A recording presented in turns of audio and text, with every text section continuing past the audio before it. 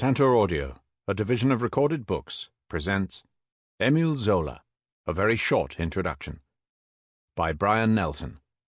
Narrated by Derek Perkins. Introduction. Émile Zola wrote 31 novels, 5 collections of short stories, a large body of art, drama, and literary criticism, several plays and libretti, and a prodigious number of articles on political and social issues during his career, from 1865 until 1881, as a journalist, the greatest journalist of the 19th century, according to Anita Bruckner. His main literary achievement was his 20-volume novel cycle Les Rougon-Macquart, which established his reputation as a major figure in the history of French fiction. In this cycle, he set out to examine methodically, in an almost encyclopedic way, the society of his time. The fortunes of a family, the Rougon-Macquart, are followed over several decades. The various family members spread throughout all levels of society, and through their lives, Zola examines the changing cultural landscape of the late 19th century, which is still in many ways our society, creating an epic sense of social transformation. Zola is the quintessential novelist of modernity, understood as a time of dynamic change. The motor of change was the growth of industrial capitalism, with all that it entailed in terms of the new shapes of the city, new forms of social practice and economic organization, and heightened political pressures. Zola was fascinated by change, and specifically by the emergence of mass society.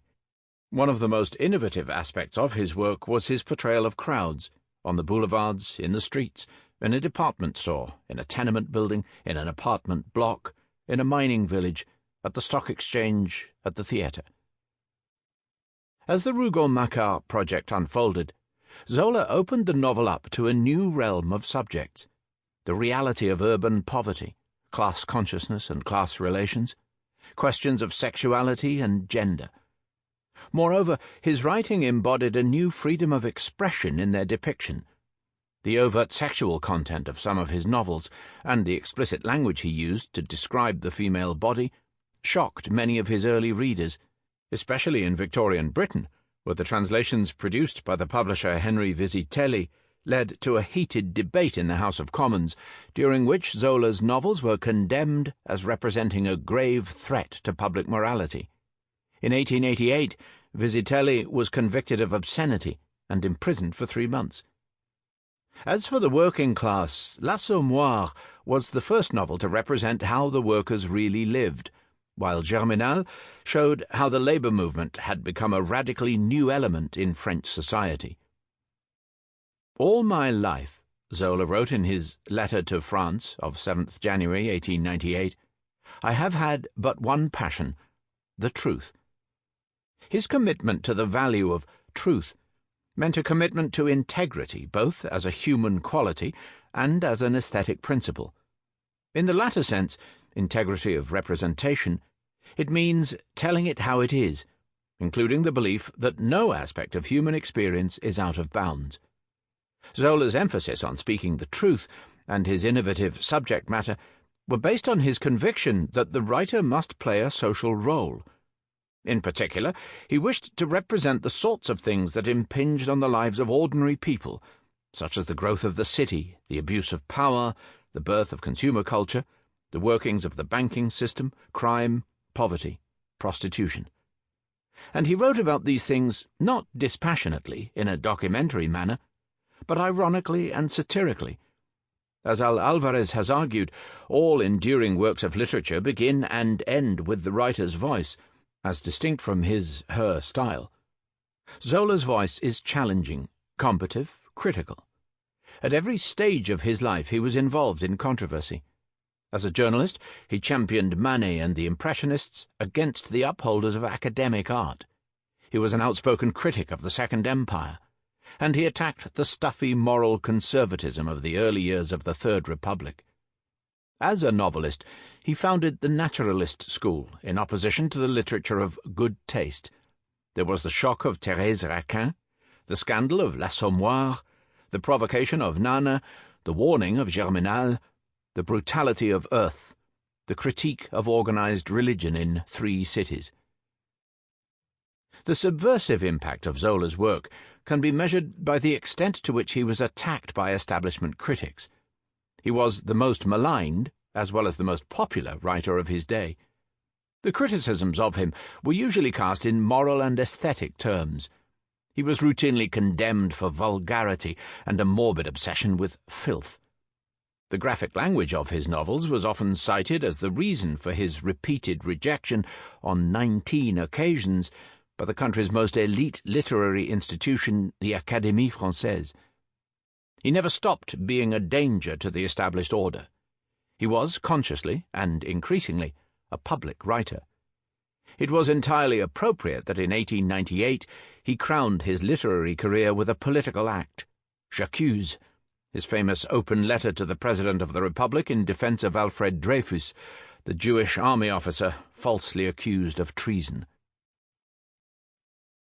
Zola dubbed his brand of realism naturalism, to reinforce his image as a new, serious kind of novelist whose work was aligned with science.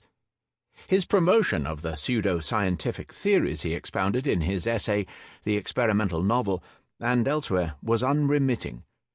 Unfortunately, this helped to foster the deeply misleading notion that his writing was virtually non-literary. It encouraged people to read his novels on the basis of his theoretical writings, rather than in terms of the texts themselves, in terms of their formal characteristics and effects. It is still necessary, even now, to stress that Zola is above all a narrative artist, a craftsman, a storyteller, a fabulist. It is the lyrical and mythopoeic qualities of his work, and the sheer energy and inventiveness of his writing, that make him one of the great figures of the European novel. Chapter 1. Zola and the Art of Fiction. Zola was a very methodical writer. This reflected in part his scientific conception of his art, based on the twin principles of observation and experimentation. Beginning with The Belly of Paris, Le Ventre de Paris, the writing of each novel was preceded by a period of preparation and research that resulted in a set of thick dossiers. These planning notes, dossiers préparatoires, all follow a similar pattern. There is an ébauche, outline, a loose set of preliminary notes in which the novelist gives a broad brush indication of the themes, setting, plot, and main characters of the novel in question. In a section entitled Characters, he draws up a file on each character, giving their main biographical, physical, and psychological particulars. The section entitled Plans usually includes a brief summary and 2 series of detailed plans, in which he organizes the narrative and descriptive material chapter by chapter. Finally, there is a section containing documentation based on his reading notes and often his fieldwork. The fieldwork involved not only interviews with experts, but also the exploration of reality itself.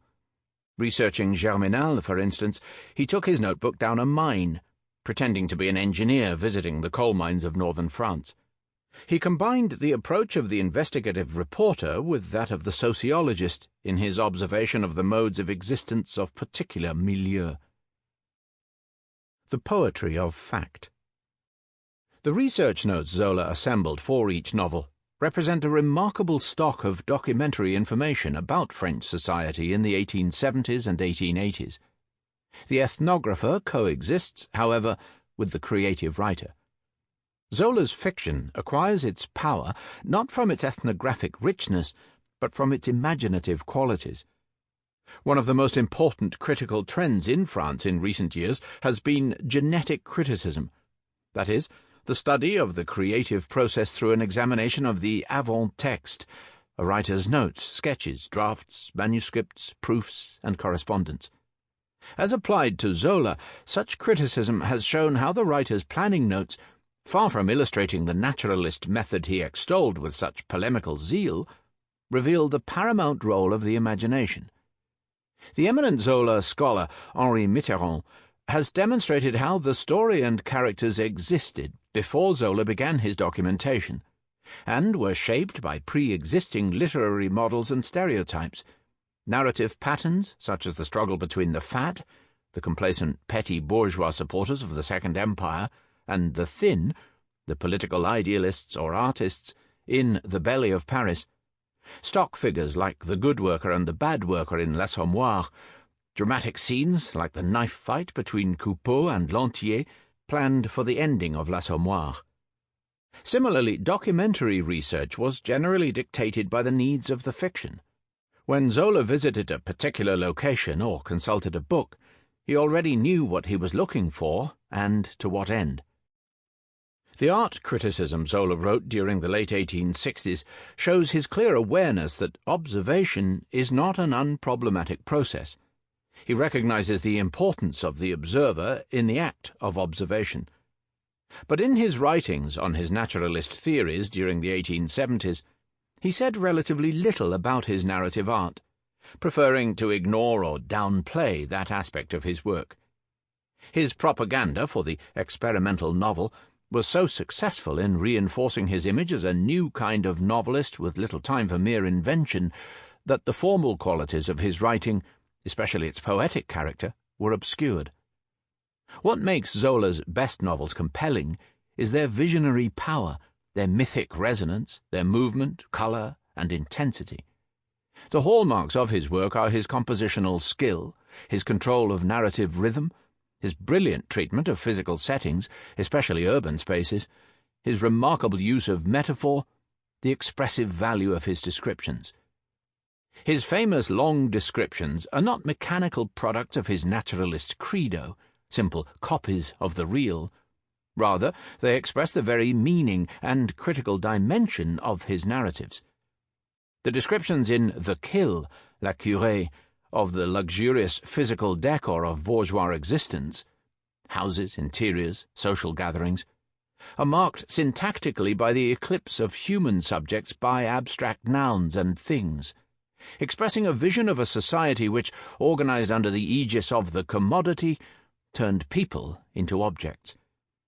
Similarly, the descriptions of the sales in The Lady's Paradise, Au Bonheur des Dames, with their cascading images and rising pitch, suggest loss of control, the female shopper's quasi-sexual abandonment to consumer dreams, while mirroring the perpetual expansion that defines the economic principles of consumerism. Through the play of imagery and metaphor, Zola magnifies the material world, giving it a hyperbolic, hallucinatory quality. We think of Saccard, the protagonist of The Kill, swimming in a sea of gold coins, the fantastic visions of food in The Belly of Paris, Nana's mansion, swallowing up men and their fortunes, the pithead in Germinal, rising spectrally out of the darkness. Symbol, allegory, myth. In a letter to his disciple, Henri Séard, dated 22nd March 1885, just after the publication of Germinal, Zola wrote, "We all falsify, more or less, but I think I falsify in the direction of truth. I have a hypertrophic desire for authentic detail. The springboard of precise observation makes possible the leap towards the stars. Truth wings its way to the symbol." No symbol plays a more central role in Zola's imaginary world than the machine. Many of Zola's novels are organized round a machine. For example, the distilling machine in L'Assommoir, and the locomotive in The Beast Within, La Bête Humaine, or an entity that functions like a machine, the food markets in The Belly of Paris, the department store in The Lady's Paradise, the coal mine in Germinal, the stock exchange in Money, L'Argent. These emblematic features of contemporary life are used as giant symbols of industrial modernity and of the forces and pressures circulating within it. Zola sees allegories of contemporary life everywhere. In The Kill, the new city under construction becomes a vast symbol of the corruption, as well as the dynamism, of Second Empire society. In The Lady's Paradise, the department store is emblematic of the new dream world of consumer culture, and of the changes in sexual attitudes and class relations taking place at the time. Zola wished to demonstrate the ways in which human behavior is determined by environment and heredity. However, heredity serves in his novels not simply as a scientific theme, but as a structuring device, analogous to the use of recurring characters in the fiction of Honoré de Balzac. And it also has great dramatic force, allowing the novelist to give a mythic dimension to his representation of the human condition. In terms of his characters, many of them are ordinary, naturalistic, working-class or bourgeois figures, but others, while located in the historical reality of the Second Empire, are also rooted in myth. As Chantal Pierre Nassounou writes, many of Zola's characters originate not from a familiar modernity, but from a sort of original chaos in which sex, blood, and murder, eros and thanatos, intermingle. In this sense, the character of Jacques Lantier, the murderer in La Bête Humaine, haunted by obsessive images of rape and murder, brings to the surface the archaic substratum that is the basis of most of Zola's heroes. His heredity links him, beyond the generations of alcoholics, with the primordial horde and the Dionysian era Nietzsche speaks of in The Birth of Tragedy. Zola uses heredity selectively to serve his aesthetic purposes, evoking it to create a sense of doom, like an ancient curse. Adélaïde Fouque, Tante Dide, the mad ancestress who features in The Fortune of the Rougons, La Fortune des Rougons, is the origin of that curse, the flawed heredity that turns the Rougon-Macquart family into a latter-day equivalent of the house of Atreus in Greek mythology. Similarly, the protagonists of The Belly of Paris enact the story of the eternal struggle between the fat and the thin. Gouget, the giant metalworker of L'Assommoir, is presented as a modern Titan. Nana first appears to us on the stage of a variety theatre as Venus, prefiguring her future as a man-eater. Etienne Lantier in Germinal becomes Theseus, set in conflict with the Minotaur of the mine. Mythopoeic vision informs Zola's imagination not simply in terms of parallels between certain characters and figures from classical or biblical mythology. It also informs the basic narrative patterns of his novels. There is the origin myth of the first novel of the series, The Fortune of the Rougons, the myths of hell and the universal flood in Germinal, the myth of the Garden of Eden and the Tree of Knowledge in The Sin of Father Mouret, La Faute de l'Abbé Mouret, the myth of man's lost majesty in The Sin of Father Mouret and L'Assommoir, the myth of the eternal return in Earth, the myths of catastrophe and renewal in the later novels of Les Rougon-Macquart, from Nana onwards. The remarkable fusion of naturalistic and poetic modes in Zola should make readers aware of the complexity and pliancy of the labels realism and naturalism. Since the 1950s, academic criticism of all kinds, by bringing out the poetic and visionary aspects of Zola's novels, has done much to undermine stereotypes of him as a sensationalist writer fond of squalor and violence, or a stolid producer of novels that relied more on documentation than the creative imagination. Reductive readings of his work have been further undermined in recent years by critics who have drawn attention to the surprising ways in which his work prefigures themes and textual strategies of modernist literature. An important critical study in this regard is Susan Harrow's Zola, The Body Modern, Pressures and Prospects of Representation. Harrow shows how Zola's descriptions often anticipate the surrealism of writers like Louis Aragon and André Breton, while his frequent use of reflexivity, that is, the reflection of the work within the work, links him with 20th century modernism. For example, the railway line in La Bête Humaine becomes a metaphor for the narrative system itself. It is possible to read Zola as an experimental novelist in ways that have nothing to do with the theories he expounded in his experimental novel, Essay, of 1880. Chapter 2. Before the Rougon-Macquart. Zola was born in Paris, in the Rue Saint-Joseph, not far from the Bourse, the Paris Stock Exchange, on 2nd April 1840. He was the only child of Francesco Zola, later François Zola, and Émilie Aubert, who had married the previous year. Émilie, 24 years younger than her husband, came from a working-class family, originally from Dourdon, a small town near Chartres. Francesco, 44 at the time of his marriage, was a brilliant and enterprising civil engineer. As his name implies, he was Italian. Zola himself, as a consequence of his parentage, did not become a French citizen until the age of 21. In the 1830s, Francesco established himself in Marseille with an office on the Canebière. For several years, he fought to obtain a contract for the construction of a new dockyard connected to the Vieux Port, which had become too small for the increased maritime traffic flowing from the opening up of North Africa. In the end, the commission was granted to a rival. He submitted to the government an equally bold plan for the fortification of Paris, but this also fell through. It was during one of his numerous trips to Paris that he met Émile Aubert. Indomitable as ever, he had already conceived a new scheme, to build a dam and canal that would bring fresh water to Aix-en-Provence, which was threatened every summer with drought. With the help of the statesman Adolphe Thiers, a native of the area, he succeeded in securing royal approval for the scheme, and in 1843 moved with his wife and child to Aix. In February 1847, after protracted negotiations with the local authorities and landowners, work began. While supervising his workmen in the mountains, Francesco caught a chill, but insisted on travelling on to Marseille, where he had urgent business to attend to. Here he fell seriously ill with pneumonia, and, at the age of 51, died in his hotel room. Francesco's death occurred less than a week before Émile's 7th birthday. It deeply affected the boy. Moreover, the Zola household now found itself quite impoverished.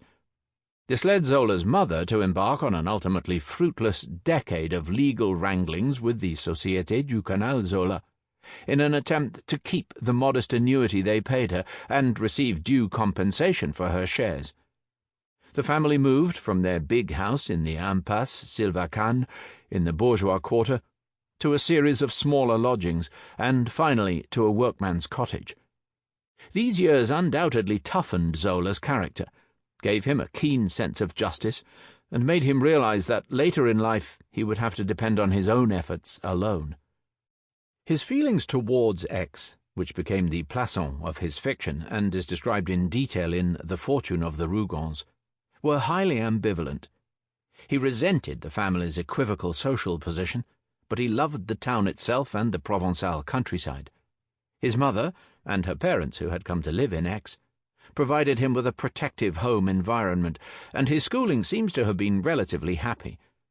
He attended the Pension Notre-Dame, and then, from 1852, the Collège Bourbon, now the Collège Minier, a Jesuit school where ex-notables and rich farmers sent their children. A bursary was secured for him by a friend of his father, Alexandre Labeau. To begin with, he found it hard to adapt. The Zolas were regarded as outsiders by the local population, and Émile's classmates teased him for his slight lisp and his Parisian accent. But he did well academically, winning a number of prizes. Also, he formed close friendships, most notably with two slightly older boys, Paul Cézanne, the future painter, and Jean-Baptistin Baille, who had become a professor of optics and acoustics in Paris. The friendship with Cézanne was to last nearly 30 years. In November 1857, Madame Aubert, Zola's grandmother, died. In December, Zola's mother moved back to Paris, having decided to cut her losses in Aix and see whether any of her husband's former associates in Paris could help her. In February of the following year, Émile and his grandfather joined her in the furnished lodgings she had taken in a tenement house at 63 Rue Monsieur le Prince, in the Latin Quarter. Madame Zola, concerned to make the best possible arrangements for Émile's education, had again enlisted the help of Alexandre Labeau, with the result that Émile was awarded a bursary to attend the prestigious Lycée Saint-Louis as a day boy. He felt ill at ease among the sons of the prosperous bourgeoisie and began to struggle academically. In November he fell seriously ill with typhoid fever, and for a while was delirious. It took him weeks to recover. He was to draw on this experience when he described the illness and delirium of Serge Mouret in The Sin of Abbé Mouret. In 1859 he failed his baccalaureate twice. Unable to enter any of the liberal professions, and under increasing financial pressure, he began to look around for a job. Once more, Labeau came to his aid, and in April 1860 found him a position as copy clerk in the excise office of the Paris docks, near the Canal Saint-Martin. After 3 months of mind-numbing work, he gave it up and withdrew into a bohemian existence. He saw himself as a romantic poet in the tradition of Lamartine, Hugo, and Musset. His letters to Cézanne and Baye during this period reveal his fascination with literature and art, his dreams of a literary career, and his absolute determination to succeed. However, he had virtually no money, was forced to borrow from friends, and lived in extreme poverty. He was repeatedly evicted for failing to pay his rent, moving 6 times on the left bank between 1858 and 1862. He nearly starved, but he read voraciously Michelet, Sand, Montaigne, Molière, and Shakespeare, as well as the Romantic poets, wrote copious amounts of poetry, frequented artists' studios, and became immersed in the lower-class worlds of the city, which was then in the throes of Baron Haussmann's urban redevelopment program. The winter of 1861-2 was especially hard. He was living in a kind of doss-house in the Rue Soufflot, near the Panthéon, which at that time was in the middle of a slum area. The house was used by students and prostitutes. Zola himself became involved with a prostitute named Berthe, and was frequently subject to police raids, of a kind evoked in Nana. The descriptions of poverty in L'Assommoir have an intensity derived in part from intimate personal knowledge. The remaking of Paris by Baron Haussmann. To establish his authority and to glorify his rule, Louis-Napoleon Bonaparte, Napoleon III, pursued a policy of modernization through a monumental scheme of urban redevelopment. He entrusted this project to Georges Eugène Haussmann, whom he appointed prefect of the Seine, in effect chief administrator of Paris. The term Haussmannisation began to be used to denote the transformation of the city. Throughout the 1850s and 1860s, the overcrowded central areas were demolished, and a system of rectilinear boulevards, notably the Boulevard de Strasbourg, de Sébastopol, Saint-Michel, and Saint-Germain, was constructed, binding the city together as a single structural entity. The devastation of Vieux Paris and the various communities within it was deeply controversial, but Baron Haussmann, as he called himself, pursued his renovations relentlessly. At the height of the fever of reconstruction, 1 in 5 Parisian workers was employed in the building trade. Real estate speculation, vividly depicted by Zola in The Kill, became all the rage. Large sections of the working class were forced into cheaper outlying areas, dividing Paris into a preponderantly middle and upper-class west and a working-class east: Belleville, Ménilmontant, La Chapelle, La Villette. Apprenticeship. In March 1861, Zola's luck changed. He was taken on at the rapidly expanding publishing house of Hachette. This was to provide him with an invaluable apprenticeship in the world of books, writing, and contemporary ideas. At Hachette's, situated at the corner of the Boulevard Saint-Michel and the Boulevard Saint-Germain, Zola began by working in the post-room, packing books. Within 4 months, however, he sent Louis Hachette a memorandum suggesting the launch of a magazine to be called the Bibliothèque des Débutants, which would print the work of young, up-and-coming writers. Impressed by Zola's initiative, Hachette put him in charge of sales promotion and doubled his salary. As head of publicity, Zola's job was to compose advertising copy for new books and induce reviewers to give them favorable notices.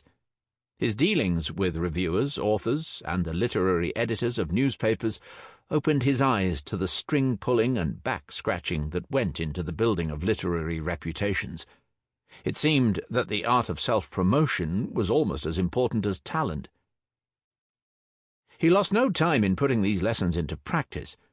When his first book, a collection of romantic tales entitled Tales for Ninon, Contes à Ninon, was published by Pierre Hetzel. Sample complete. Ready to continue?